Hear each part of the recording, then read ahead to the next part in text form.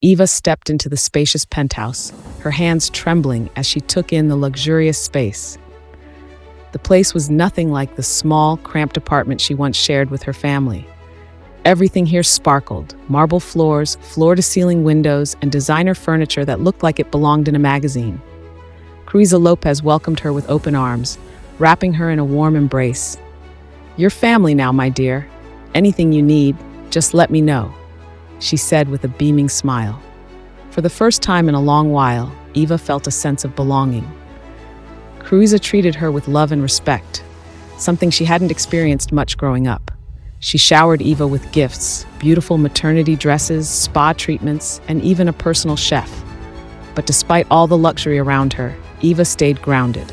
Desmond, on the other hand, was distant.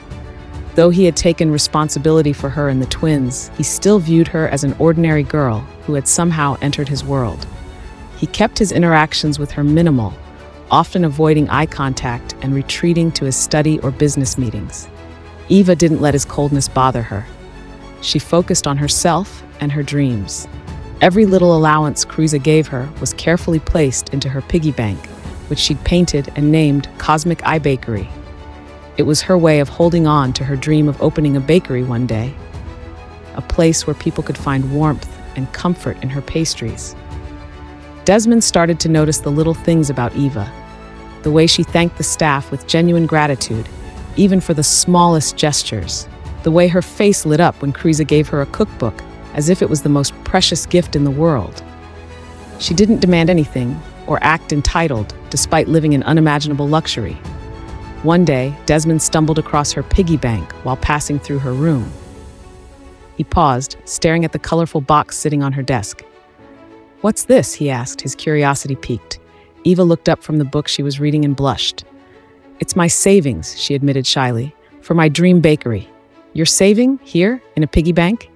Desmond raised an eyebrow, unable to hide his amusement.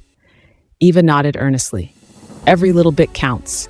I don't want to depend on anyone forever. I want to build something for myself." Her words struck a chord with Desmond. He couldn't remember the last time someone had been so humble, so determined. It was a stark contrast to the people he usually dealt with, who only wanted more from him. Slowly, he began to see her in a new light. Weeks turned into months, and Desmond found himself spending more time with Eva. He'd sit with her during meals, listen as she talked about her dreams, and even take her out to visit bakeries in the city for inspiration. Eva's genuine kindness and unwavering determination began to melt the walls around his heart. Cruiza noticed the change and couldn't help but smile. "It's only a matter of time before he realizes what a gem she is," she whispered to herself. But just as things seemed to be falling into place, a storm was brewing. One evening, Desmond was in his study when the doorbell rang. Eva was upstairs resting, and Cruiza was out at a charity event. The butler opened the door, revealing a woman with striking features and a child by her side. "Rita," Desmond said, his voice filled with disbelief. Rita Lee, his ex-girlfriend who had disappeared years ago, stood before him.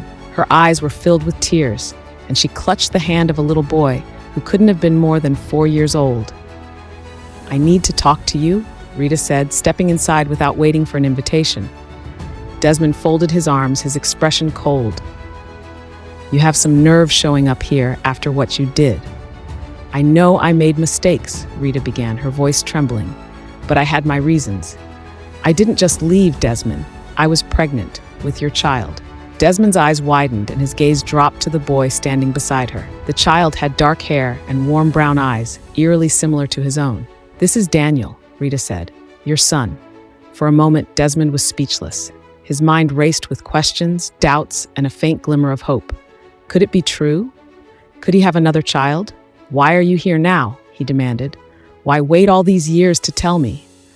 "I was scared," Rita admitted, "but I want Daniel to know his father. Please, Desmond, let us stay. I'll do whatever it takes to fix things."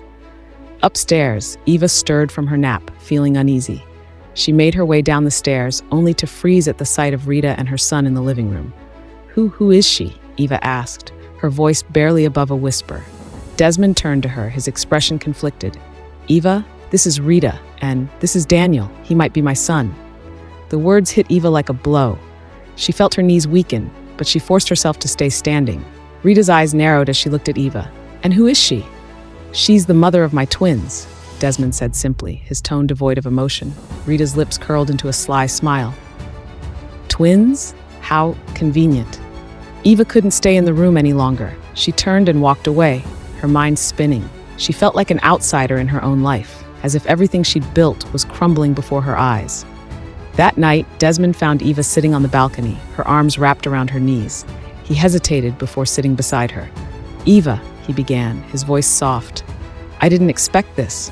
I didn't even know Rita had a child." Eva didn't look at him. "Do you believe her?" "I don't know," he admitted, "but I need to find out. If he's my son, I can't turn him away." Eva nodded, tears streaming down her face. "I understand, but what about us?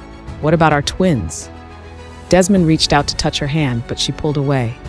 "Eva, you and the twins are my priority. That hasn't changed." "But it will," she whispered. "Once you confirm he's yours, everything will change." Desmond didn't have an answer. He could only sit beside her in silence, knowing that no matter what he said, the road ahead was going to be anything but smooth.